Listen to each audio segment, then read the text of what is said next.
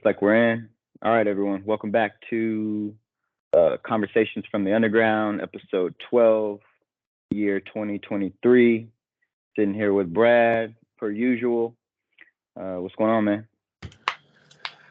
Whew, man, been a long week. Travel, Yeah. just got back in town.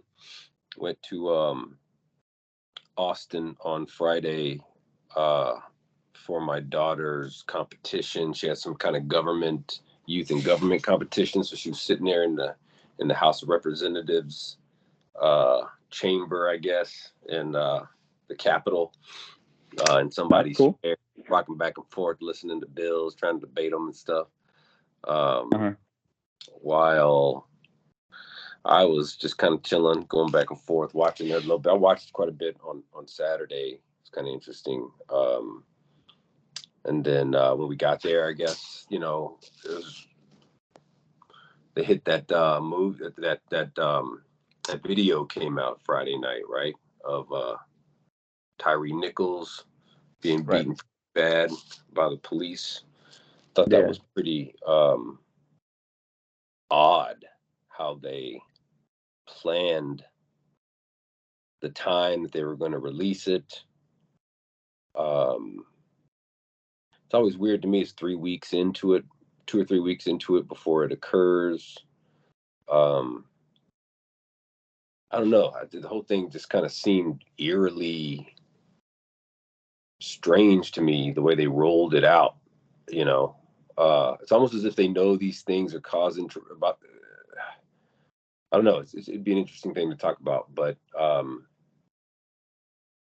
it's been really bothering me lately, learning a little bit about that man and his life and how he was just so not the dude, like not that guy. You know what I mean? Like y'all over here treating this man like he a drug kingpin or something that y'all trying to been chasing, it seems. And just to see his life and what he was like, supposedly from what we know from his family members, was just such a different type of person who wasn't involved in anything like that. And y'all just come at him like that. It was very kind of just bothersome. Yeah, I don't know much about it. I saw parts of the video. I didn't even want to watch the whole thing because I heard the whole thing gets kind of like wild. Like, you don't want to see a dude get stomped on. It's about an hour long. I mean, I don't know that you want to watch the whole thing because a lot of it is just moving around, but I feel like it's important to watch for the psychological indicators of what these units and this police culture has come to. It's almost like these cats think they over here on The Wire or something, and they're like just watching too many TV shows, and they think they can just go off and smash on people like this out of power and I don't know, man, but it's one of those things. I understand the whole re-traumatization and watching the show, or I mean, watching it, not wanting to see it. We know what's going to happen. We know this is it, but to kind of catch the little nuances of their behavior when you have something that long on tape, that much of a primary source, right? That's so vivid, that can tell you a lot. It's worth, I think, investigating in a way. What did you feel that was odd about the release? In comparison to what? Like, what do you mean? You know how they were like 2 days in a row, we're gonna wait, it's gonna be at 5 o'clock. It's like, why don't you just do it now? If you're saying you're gonna release it, why wait 2 days to get the whole hype up? And it just became this big, huge ordeal where everybody's watching it, as opposed to, you're gonna let it go. It's record. The family said they wanted to let it go. Why not let it go right then? Why plan it like a movie's coming out type shit? I mean, I mean, the only thing that comes to my mind as to why they wouldn't is because they had to get some type of legal clearance. The city has to make a legal clearance. I mean, Not for nothing, it wouldn't put it past me that they spoke to local business owners.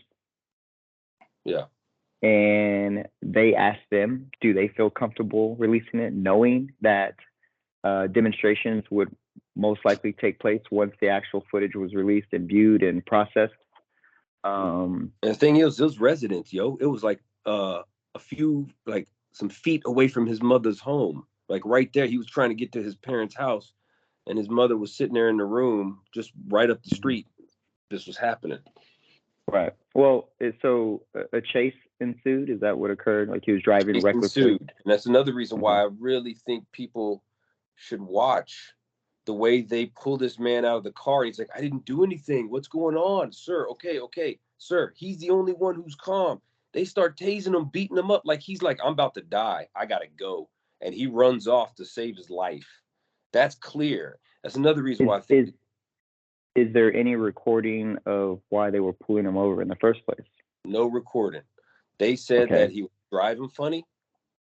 All we got is right when they open the door and say, get out of the fucking car, like screaming at him. They get him and he's like, what did I do? I'm sorry, sir. And he's like, real calm. And he's like, and they're grabbing his hands, get on the ground. Okay, I'm on the ground. Yes, sir. I'm on the ground. What's the problem? And then he's like, hey, you can't do that. Like like they're grabbing him or something. He's like, why are you doing that to me? Like, kind of like, y'all, this ain't what, this you violate my civil rights kind of thing. Why'd you just do that? Get on the ground, tasing them, and hitting them. And then it becomes clear that he's like, they're not listening to me. These people are hyped up for some reason. They think I'm somebody I'm not. I gotta go. And he just runs. Okay. And they eventually catch up with him. And they're just wailing on him, beating him. He ain't doing nothing. After they got him, he's just sitting there telling them he ain't got nothing. He hasn't done nothing. Why do y'all keep hitting me? And they just keep getting him. And it's almost like you see this kind of like attempt to mask what they're doing in the middle of what they're doing. Like they keep saying, give me your hands when they got his hands. And he's just sitting there, get on the ground when he's on the ground. And it's like they're saying it as if they think the camera may be moving to where people won't be able to see. And so they could construct a narrative as they're doing it, that there was this violent attacker coming at me, when, it's just, and then the aerial footage that there's a police camera outside of them that had them on aerial footage they didn't realize was there on one of the posts in the neighborhood. And the kid's just laying there, and they just, kick him hard in the face, beat him badly while he's just laying there. Like they're mad at him, right? And they wanna get on him, like they're taking pleasure in a way in beating up this dude. And there's a lot of psychological, I think, discussion to be had about the mob mentality. As others arrive, how they sort of jump in. Man, it's crazy. It's just crazy. When I've seen officers be agitated in that, in that vein, in a similar, with similar attitudes, obviously they don't carry it out to death. It's usually because they feel threatened. They're in high pursuit. Their anxiety's at 100. Adrenaline's at 100. And they felt that the traffic stop didn't have to be what it turned out to be. And so they're frustrated when they approach the vehicle. That's why I wondered, at what point in time did the body cameras come on? Aren't they always supposed to be on? Right. And why don't we see what's happening before they strip him out of the car? The actual chase there should be a dash cam. Right. That should have been released as well. If these items are not, and if they fail to put their camera on, then they are, I would argue, liable. 100% for that man's death. So that comes with with second degree. What have they been charged with? Second degree, not capital. Yeah, they charged him with second degree murder and then some other stuff like kidnapping, which seems like that. Reasonable, right? Yeah. Yeah. The way they just keep going at him, man.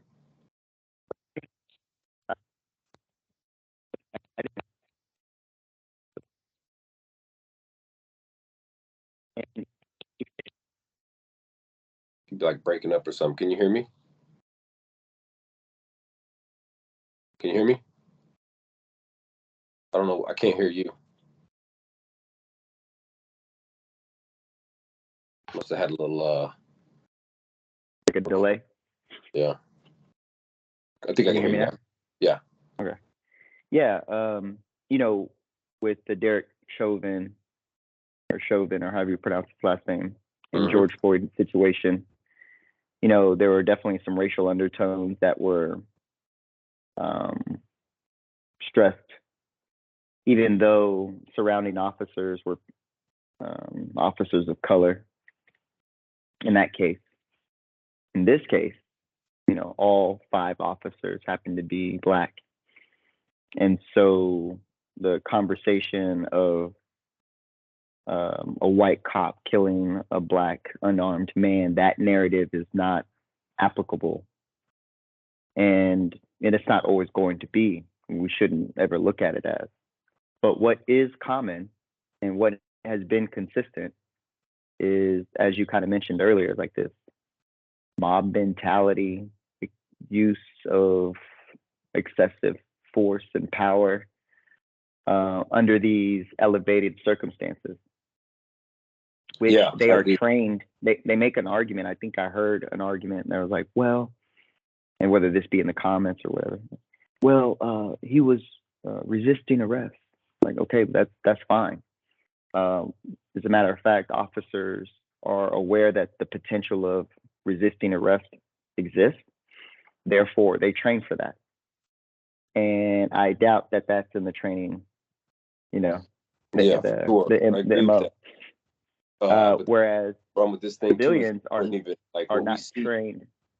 But man, wasn't even resisting arrest either. Wow. I mean, it was like they were trying to execute this man. It seems like that from the beginning. Well, it's interesting as so like they're trying to execute him. Well, why him? Why in this moment? Right. Why not? Because that's another thing we don't know. More often. Like Scorpion Unit, which is a SWAT team type of unit, a special elite type of unit that's not supposed to be making regular traffic stops, right? So we don't know what kind of issues were on their mind when they decided to pursue this person.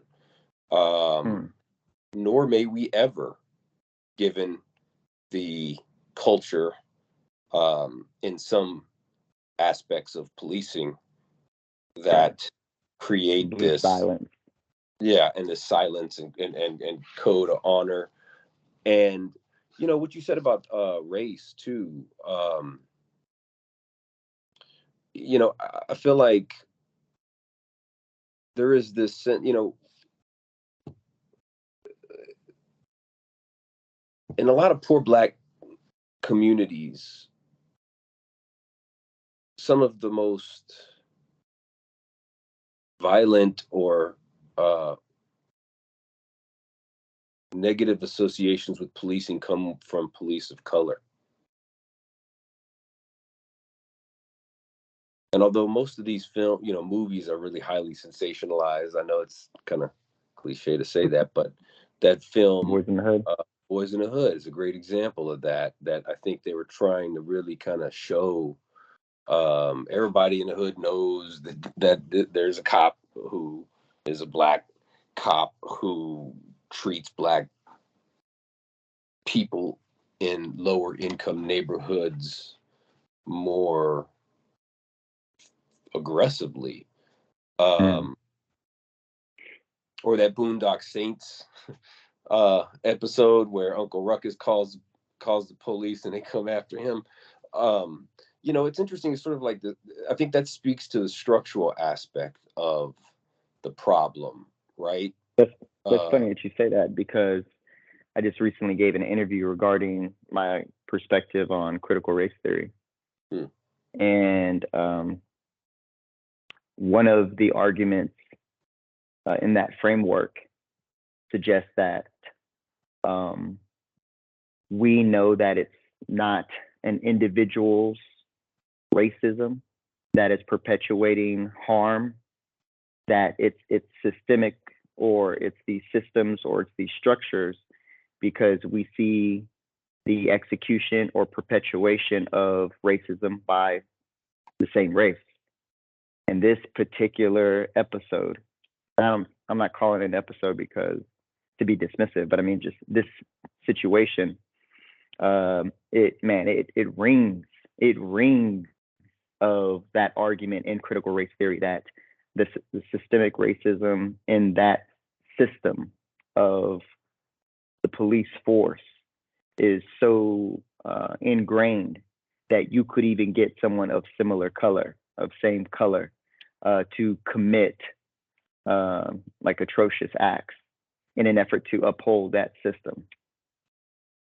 yeah, man, that's such a important point. One of the things that I don't think gets spoken about enough when it comes to critical race theory is the value of critical race theory in helping us understand the difference between race and culture, and how a societal's social tendencies on race can shape culture. And sure. anyone can be influenced by culture, regardless of race. Right. Why you see a lot of, white kids adopting Black culture when maybe they don't actually know much of this culture that they've tried to adopt, but they love so much. And then they'll be with their buddies and they'll be hanging out as if they belong to this hip hop culture that they associate with Blackness, that they are embracing, or the few Asian kids that you see in the hood who've been integrated, or the overlap between Mexican and Black people in certain neighborhoods, right? Or go ahead. Newly arriving immigrants who, in an attempt to assimilate into American culture, adopt racial attitudes towards the African American community. That's so perfect. That's another great example. Like when you see everyone around you and you're a police officer, and you see more frequent arrests of people of color in specific neighborhoods, and you associate crime with them, you adopt it in that way. Right. And sometimes, in fact, you actually may be even overly aggressive to try to overly compensate for your own Blackness, to try to make the people in the police department fully aware that you're not like them, so that you push even harder against them, sure. that you stand out in opposition to them, so that you can be more of, okay, he's one of those, he's my friend, he's one of my, one of those Black guys that'll be my friend, kind of thing, right? Who's an officer, who's a blue blood case. It rings. This sits so well in the critical race theory framework because it's the statutes, it's the policies, it's the execution of said policies, it's the laws, it's the profiling, it's the targeting, it's everything within the modus operandi of a police force that can compel you to engage and encounter this particular community and therefore shape your perspective of that community. That's exactly what critical race theory argues, is that it's laws, because it all started from a legal perspective. Most of the people who study critical race theory are coming from the legal realm for the most part, and then it trickled down into this broader academic exploration or understanding. But that's definitely the case here, man. That's definitely the case here as to why, what they're exposed to and how they interact in that system. It's so entrenched with policies, laws, profiling, statutes, and again, the way they target certain criminals, the way they treat certain individuals. I've seen this all day, every day, so I'm going to continue to treat them like such. And then you ultimately get jaded. You can see this with like a stripper. So like if you're in a strip club and you're constantly around men that are just like, hey, and they're throwing money at you because they think that their money is, power. Well, then you might look at men and think that all men are like this because this is all the men I see all day, every day. Sure, you can say the same thing about, to some degree. I mean, again, it didn't happen all the time. There are highly aware, smart, philosophizer type of people or intelligent people who are strippers and know how to navigate maybe not allowing that to shape all their views of men, in the same way that not everybody who watches pornography is going to end up objectifying women, but it happens. A man sits and watches so much pornography all day long, doesn't interact with women, and says, "Oh, well, this is what she wants, and this is how she wants it." It causes problems if you don't pay attention to that. Not all police officers operate in that capacity. So, more often than not, when we do see it, the question I always tend to ask myself is, I want to know the whole story, because again, once the cameras come on, I don't know who turned the camera on. I don't know why the camera was turned on. Why wasn't it on the whole time? Where's the dash cam footage? Where was the high-speed chase? Could there be calls for an elevated sense of adrenaline, emotion? But even if that is the case, they are still held to a higher standard to check that. Yeah. And not, be judge, jury, and executioner in these streets. Right. But yeah, man, it seems like a jacked up situation. Like, it's so hard because the kid seems so confused. Like he stopped, it seems like, and they just open the door and go to work immediately. It's like, get your ass on the ground. I'm gonna tase your ass. You hear somebody say that. Move, and he just keeps like, and the dude's like, what's going on? What's going on? Like, whoa, kind of, he's just shocked. Like, this is happening. You know what that reminds me of? As you're talking about, like, man, it seems kind of weird. Like they were saying words to like fulfill some type of storyline, to validate or justify what they were about to do. So if you look at a movie like Training Day, so watching Training Day. They walk into the room and they say that, they're practically telling him, and they think he's your friend. They, oh, hey, what's up? We're cops. We're buddies. We're this and we're that. And then they start saying words like, what is he saying that for? Because you want it recorded. You want it heard. Right. What do you mean, get your hand out of my pocket? Your hand's in my pocket. What do you mean? And he's like, no one's in your pocket, dude. What are you talking about? And then it turns into, okay, now I know it. Oh, I'm sorry. If it's not that movie, it could be. I mean, there's so many of those cop and robber scenarios where the real criminal is creating this false situation, to then justify the actions that they're about to take. What did you say to me? And then I didn't say anything to you. No, I heard what you said. You said this. No, I didn't say that. Right. And then it's like, okay, look what he did say. He's snitching. He's lying. Like, what? Exactly. And what we know is that when you catch something like that, if you're capable of doing that, that means it's not your first time. You didn't just make that up. You got to plot. You got to prepare. You got to be very in tune in order to construct that narrative properly. You've been through the motion, so So how many other people have these people done this to, who didn't die, but ended up beaten up in the hospital, got a ticket, left?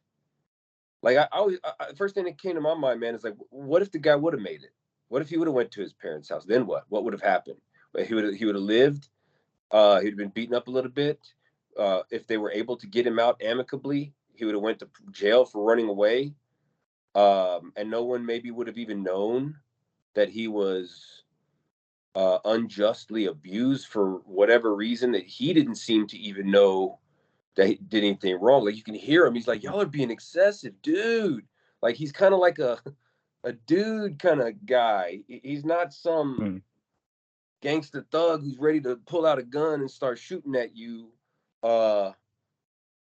You know, doesn't seem like a type of person who comes from the cultural background that these 5 cops assumed he came from because of what he looked like and where he was. Mm-hmm. And likely because of what they do. Go ahead. And Tennessee ain't no joke. Oh, man, I mean, especially Memphis. Especially Memphis. I was about to say. Oh, was it in Memphis? It was in Memphis. Okay. Yeah. So, like, you know, there's a tendency to, like, look at Tennessee and be like, oh, that's the South, and that's this, and that's that. Like, there's some serious people in Memphis, Tennessee. So, yeah, I could imagine, again, police officers, you know, patrol or, you know, shift duty or whatever is pretty dangerous.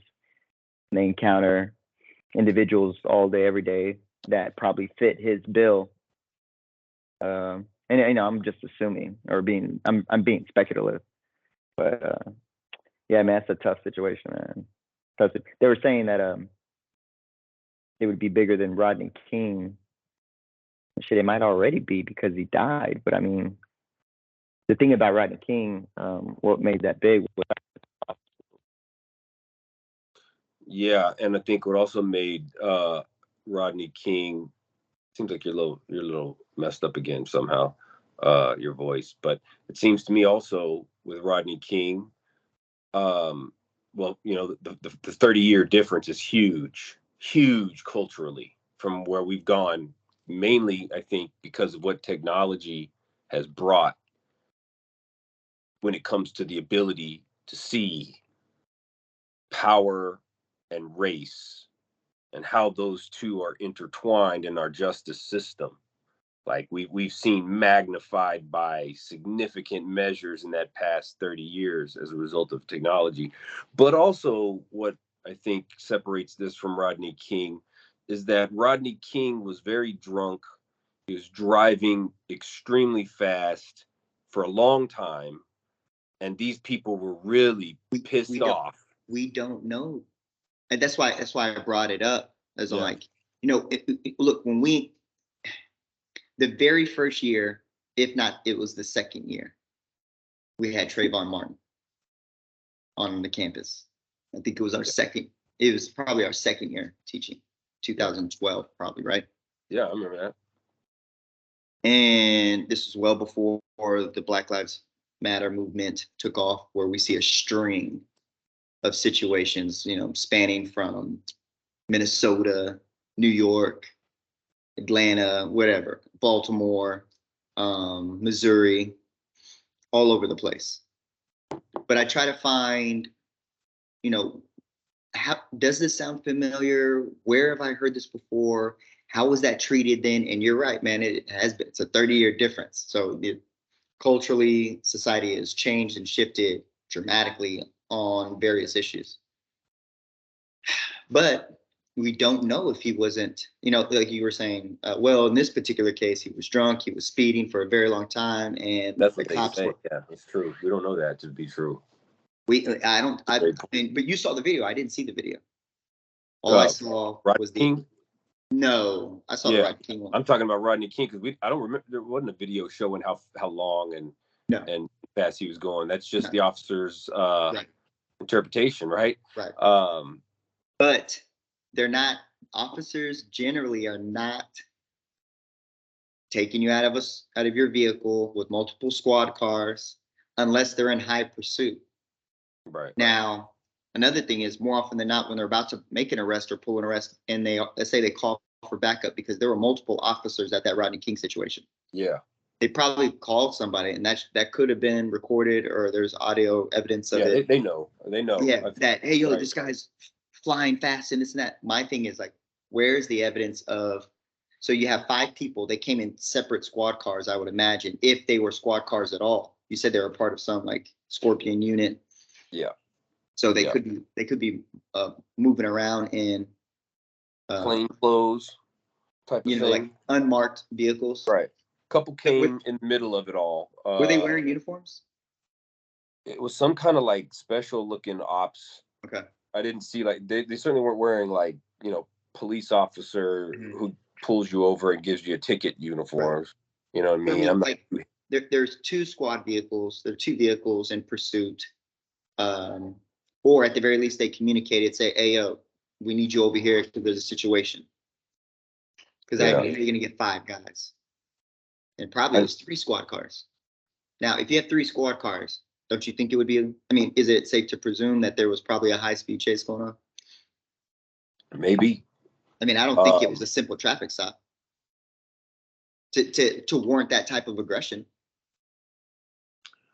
Yeah, I don't know. If you see the kid's reaction when they pull him out, it's hard to get from what you see there to the idea that he was like speeding all crazy, because he is so composed. Usually those who did that are like on the ground, chilling, like, okay. But this dude is clearly like, what did I do? What's going on? Like, he is very out of sorts. I mean, unless he's some mastermind genius trying to lie his way through, but that it ain't, he's like a 145-pound kid who's just like shocked, it seems.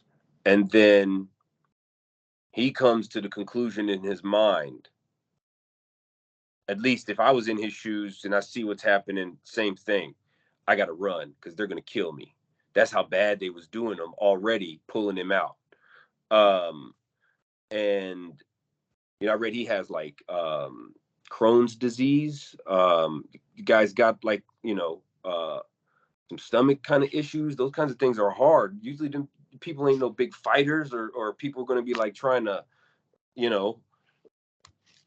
act some way to the police to make them do this. And I just read today that one of the dudes, played, he was 290 pounds in football player at the University of West Virginia, one of the officers who drop kicked this kid right smack in the face.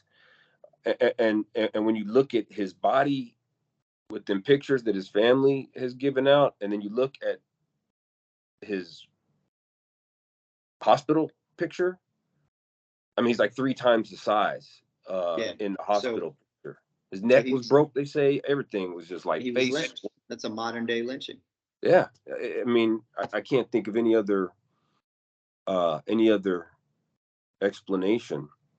Of course, that doesn't mean that there's not. We always only have a slice of history to try to interpret an event. And in here, we have a slice as well. But what do historians do other than try to make the most logical conclusion with the evidence that we have? And if you add all this up too with the history that we know of policing in this country, at least since the late 19th century, with some of the things we've been talking about in our class in What does 1302 tell you? Yeah, like in history 1302, we've addressed this term dehumanization. We've addressed this term scapegoating. We've addressed this term, the modern prison industrial complex, and the rise of prisons, and the overwhelming subordination that police demands of Black men.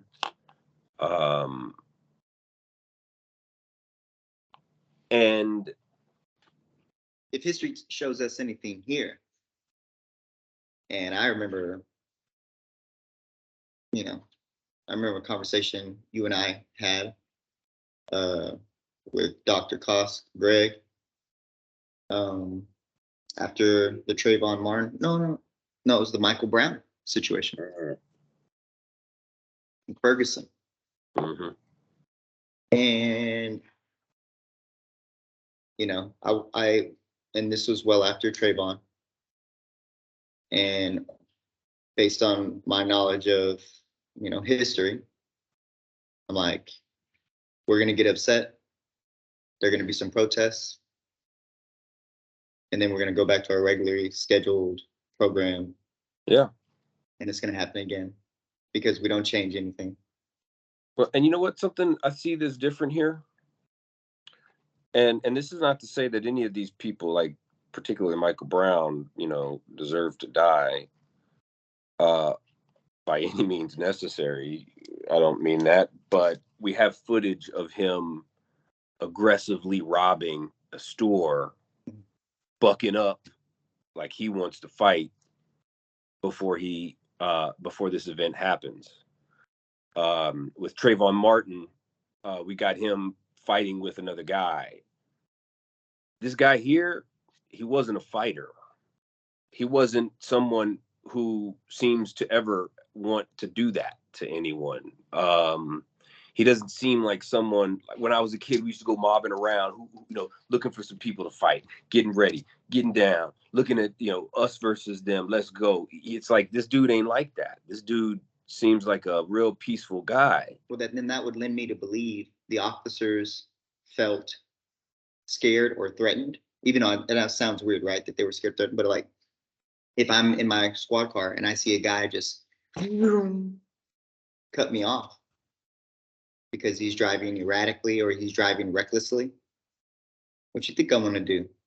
I'm gonna turn the sirens on and then I'm gonna chase him and I'm gonna be agitated, angry, because here is this person that just cut me off. I mean, it's road rage in the form of. Thank you for that. And let's add that it's road rage with impunity. Right. So not only impunity, but highly respected. I feel like I'm in the top of the police system because I'm in the elite Scorpion unit. So this is a great example of unchecked power and what it can lead you to do to people when you've made it in your mind that you're the top dog and nobody is going to question your actions. Like, how dare this kid make me have to do these kinds of things? We're about to show him. In fact, at some point I heard that somebody in their radio responses said, y'all better stomp this fool when you get to him. Like, it's like he's about to get it for making us go through this. Nobody makes us do this. We're the Scorpion unit. You know what I mean? And it kind of shows that they were on one when they went out mobbing that night. Whatever it was that they were out there doing, they were looking for trouble, is what it makes me seem. And even if he was speeding or whatever he was doing, he happened to be speeding at the wrong time. That they were almost operating in like a gang mentality. Exactly. And it'd be interesting to know if they would have pulled that kid over and he was a white kid, how the thing would have went down. If they were still mobbing in that mentality, would they have beat him the same way? I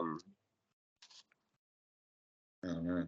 We don't know. This is hard to say. But I would imagine it'd be different. In what context or to what extent, I don't know, but I would imagine it'd be a bit different. Yeah. But I also am leaning towards that. Yeah, this wasn't the first time. Right. So it's something that they're accustomed to doing. It's something that is done. It's something that's, you know, maybe not talked about, but you know, it goes down. Right. You know, like in certain cases of like, you know, I don't know why I keep bringing up the stripper thing, but you know, there's a champagne room, a VIP room, and you're a fool if you don't think stuff ain't going down. Right. Now, is that on the books? If you go into the name of the joint, I don't know what, let's just call it a random place, the underground, do you think it's in their manual for the ladies when they take the gig? Like, hey, we do this, we don't do that. Right. No, they still do it, but it's just, it's unwritten, right? Attitudes or. But man, I just so much of that in so many industries. Like, it often reminds me of this book that I read called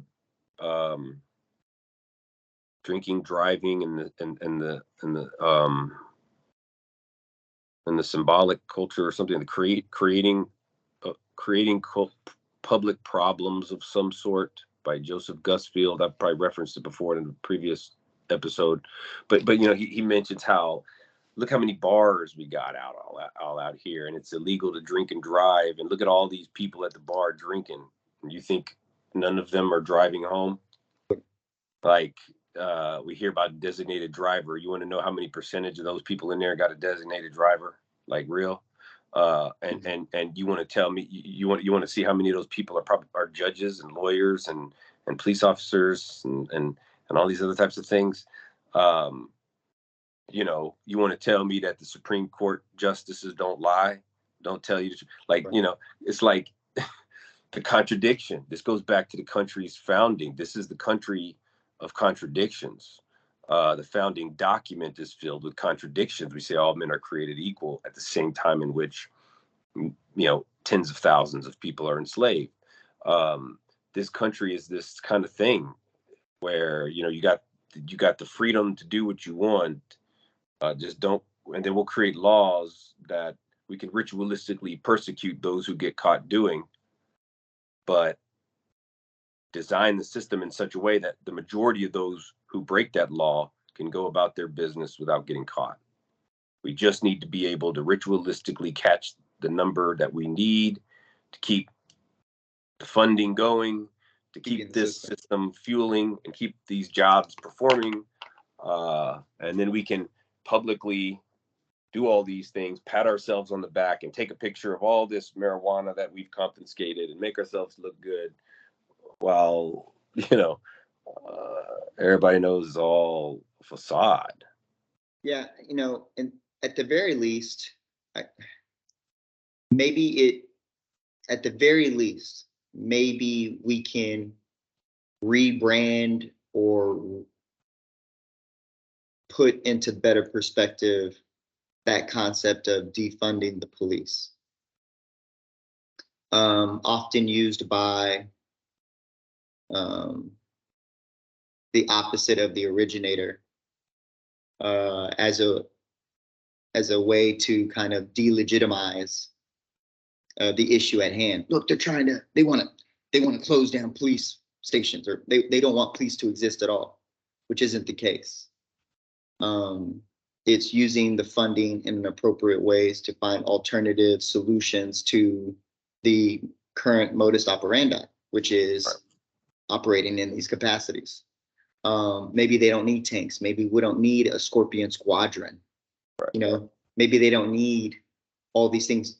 That all that funding we put in this area, maybe we could redistribute it or redirect it into programs or to help individuals with mental health issue, drug issues, and then that would be a way of the community policing of sorts. Maybe we can have a better conversation on that, because I feel like the defund the police has been commandeered to such a degree that it's no longer considered a reasonable or possible solution. Yeah, and to take that back to our discussion about critical race theory, which itself is just as misunderstood as the concept you described of defund the police. And I would say that those who criticize and misunderstand the concept of defund the police are often the same ones who are unaware or who misunderstand the concept of critical race theory. And they do that with intent, by the way. Sure, I would say so. And many people don't understand what critical race theory is, and maybe that's a problem of academics, right? Absolutely. Which we've argued and talked about before, you and I, maybe not on a podcast, but more generally about the way we get messages across to people and how academics oftentimes don't do a good enough job in that capacity. But if we just sort of like simplify the concept of what critical race theory is, for what I like to say is simply the concept that culture shapes race. That requires us to talk a little bit about what culture is and what race is. But what critical race theory is the idea that a society's culture in the United States, quite clearly, but you could apply it to larger areas, but critical race theory tends to be focused on the United States. But the idea that the culture is shaping how race is conceived, is treated, is interacted with. And when slavery ends in this country, the culture of race is forced to shift and transform and create new avenues to kind of establish that domination or subordination that they used to be able to do with just slavery as property. Now it's criminality. Slavery is criminality. Subjugation is criminality, and needs to be fixing the threat. Whereas under slavery, it was this perception of Black people as passive and submissive and naturally inclined to be enslaved, and things would get out of hand every now and then. But they would make those like, oh, Nat Turner was this big aberration that was out of the ordinary, right? As opposed to here, it's like the ordinary is this monstrous, beastly Black man who at all costs needs to be subjugated. We can't let him move his finger in one direction, or we're all on his ass, tasing him, beating him, all these other types of things, because man, that dude's crazy. He was after me. He's after, I'm like, this kid's 145 pounds, yo. Literally, and you over here looking like he's a gorilla coming at you, 400 pounds, ready to knock you out. Like, it reminds me of those New York Times articles in the early 19 teens that would have the headline Negro cocaine fiend, and police in New York got larger caliber bullets because they believed Black people on cocaine could not be stopped with the caliber bullets that they have if they shot them. So this creates a sense of the need to like overly combat something that doesn't really exist. And if we look at critical race theory under this basic definition, then it makes sense why it is that we have so much of this brutality. The culture is still there. We haven't gotten rid of it, right? Culture doesn't go away. It festers and magnifies. Go ahead. The culture to maintain that power dynamic. So Right. the reason why you don't need racism as much is because you have a system of slavery in place. Once the system of slavery is replaced by law, it's not replaced by culture. It's replaced by law. Right. And in its place, slavery is substituted with Jim Crow, which is an extreme form of racism in various sectors of our society, systemically all throughout our society. Right. And then even though we have further laws passed, Civil Rights Bill, Voting Rights Act, we still see in various sectors of our culture this power dynamic that must be this community here elevated and this other community being subjugated, dehumanized. I mean, that's the crux of, like, despite these legal changes or shifts, culturally speaking, we're still roughly the same. Yeah. And the whole purpose of critical race is, how do we explain that? And that the theory is that structurally speaking, systemically speaking, we would have to change some systems. Seriously, absolutely, because cultures don't, like, we see it, right? You like, just like you said, the legal transformation of slavery to criminality led to a cultural shift. That was a defunding of slavery, and it turned into something else. You have to take away funding from the things that are causing the cultural problem to fester and to manifest. When you have funding put into police departments, giving them tanks and, you know, machine guns and military grade capacity weapons, and you take the baddest of the baddest ones and you highlight them and you give them more equipment, and they walk around the office like they're the ones with the biggest badge and the toughest ones, and they do the hardest work, and we need them the most. Like, what's happening? You're throwing money in this direction, and it has a cultural ramification, right? If you give me an office and I'm in my office studying, and I got a culture around my work, you take away my office and you put me in somewhere where I can no longer do my culture is going to shift. I'm going to adapt, and my whole entire job is going to change. It's the same Dynamic concept. of it would. Yeah, right. And so we can never. This is one of the things I've been working on, this concept of called the ontology of culture. Ontology meaning the study of being. Like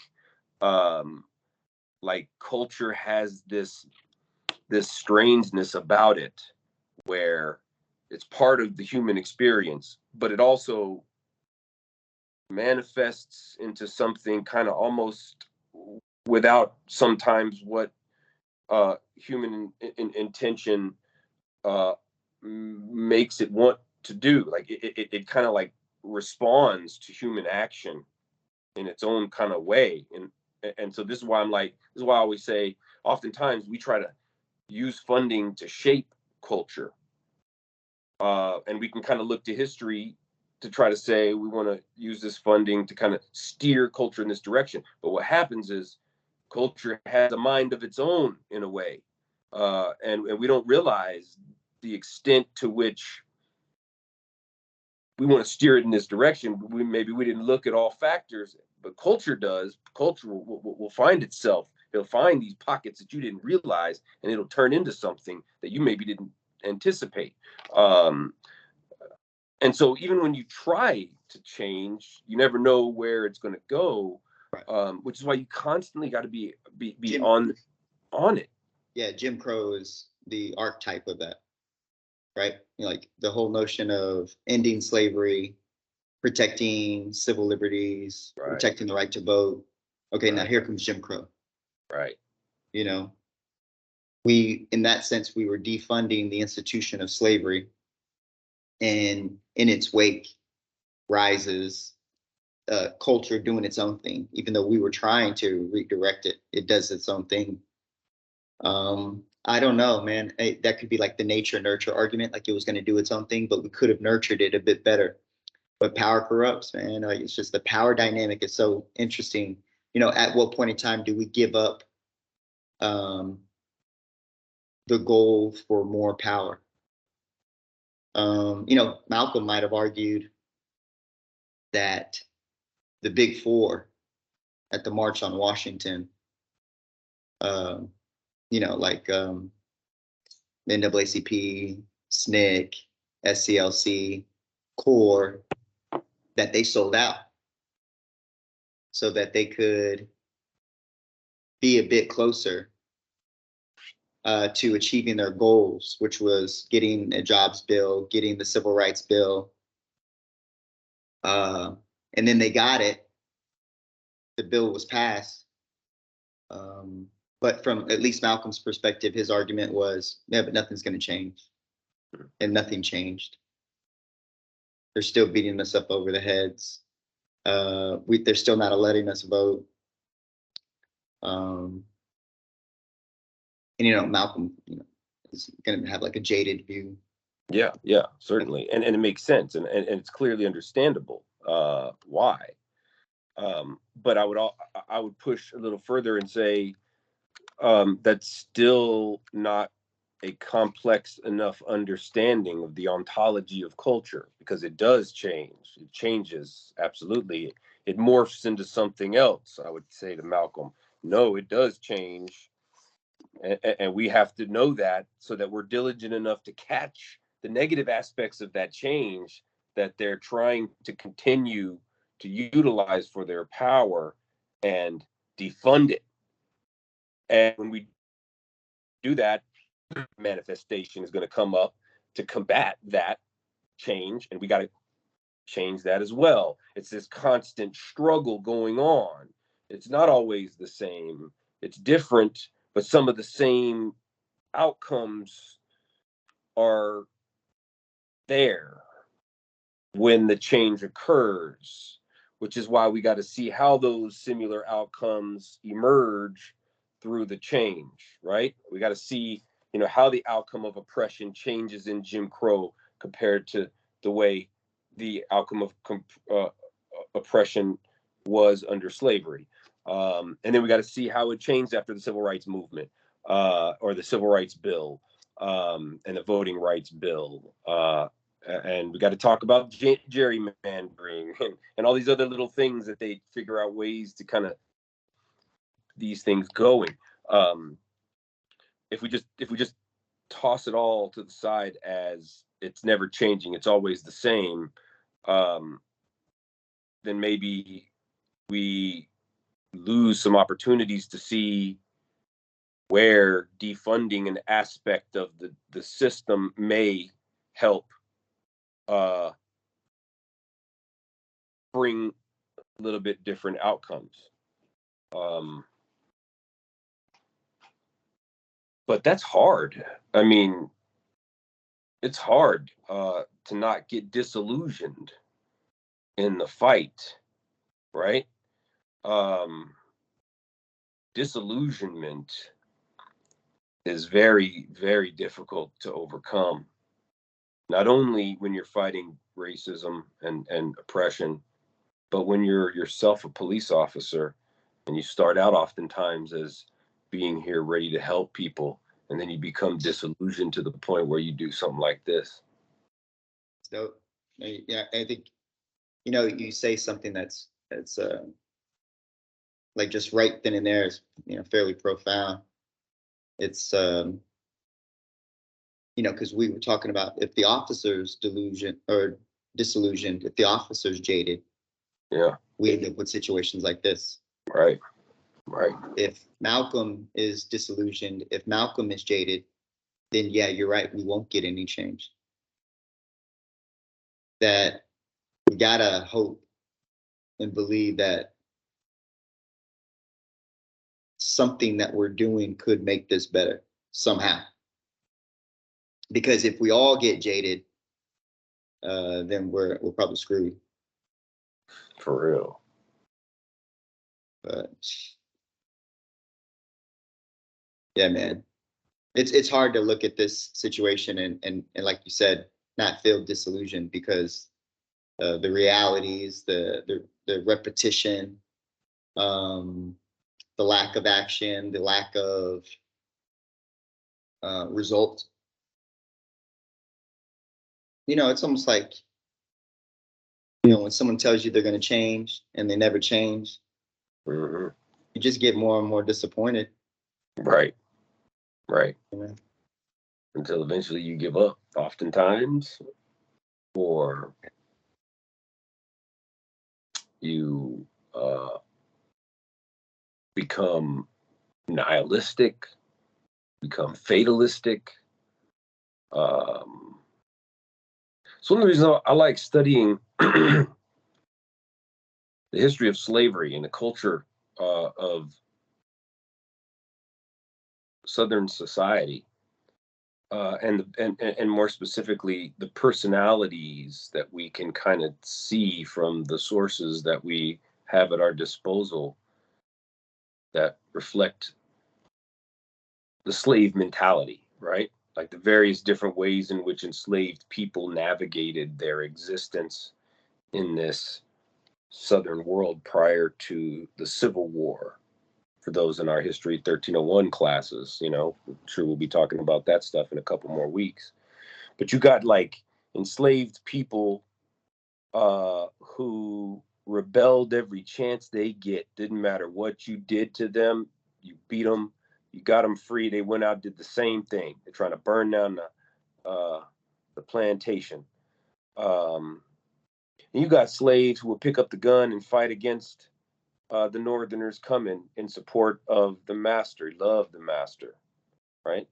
And you got these enslaved people who are nihilistic. It doesn't matter. I'm not gonna revolt, because why? There's no way we can win, and they're hopeless. Right. They're numb. You got some that are just numb, so fatalistic. Some who are just like walking through the motions. Some who are trickster types who pretend like they're a yes master slave, and behind the scenes do everything they can to undermine the slave owning class, right? And it kind of reflects, I think, all these different responses that humans have to these environments that we find ourselves in. And you can oftentimes look at the lived experience of said slave personality and kind of predict with some degree of understanding what type of personality your lived experiences will lead you to. Not always, of course, which shows that we're not necessarily. That's why I don't like that nature versus nurture. It's not a versus thing. It would be what I would call a false dichotomy, right? It's more of a symbiotic relationship between the two that's constantly pulling and tugging at the other to create the unique self. And if we're not aware of this, we constantly will end up falling back on our default setting that our lived experiences have made us to be and to respond. But if we're not constantly aware that this is water, if we're not constantly aware of the obvious, or of the things that have made us feel the way we feel, then we may lose sight of these windows of opportunity where we can affect change in ways that can make the world better, which we so badly need. Particularly when it comes to policing and its connection to critical race theory in this country. And those who criticize critical race theory, I wish they would be able to hear this, because the only thing I get is that you're turning I don't want my kids to think they're oppressed by everybody, usually from the black voice of criticism or from the white voice of criticism. I don't want my kids being told that they're lesser, or that they're should be punished for slavery, or that it's their fault, or that one race is better than the other. And it's like, you guys are just losing sight of the whole point. Yeah, well, I mean, when it gets to that's where I tend to believe it's being utilized as an instrument to cause division and, for political gain. That's straight up Weaponized. Like, I think cats that are spewing that is to rile up people, so that there's division, and then come political time, or come election time, they can remember me. I was the one that was against critical race thing. I was in support of your kid. Those type of things. I think it's crazy opportunist that someone took that theory in higher academia and used it as an instrument to cause and stir up division in that framework. Yeah, I feel like We're at that time, man. We are. Real quick, I'd say that's a classic example of what they call straw man fallacy, right? Where you're building up this straw man so that you can tear it down pretty easily for your own purpose. I've been looking at some quotes. You're more than welcome to either give one or criticize or interpret this one.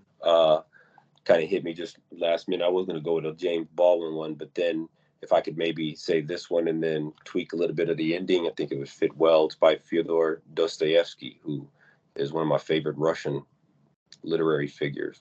And he said, the degree of civilization in a society can be judged by entering its prisons. And I think if we can, maybe change a little bit of entering its prisons to representing of those who society makes us think need to be in the prisons, right?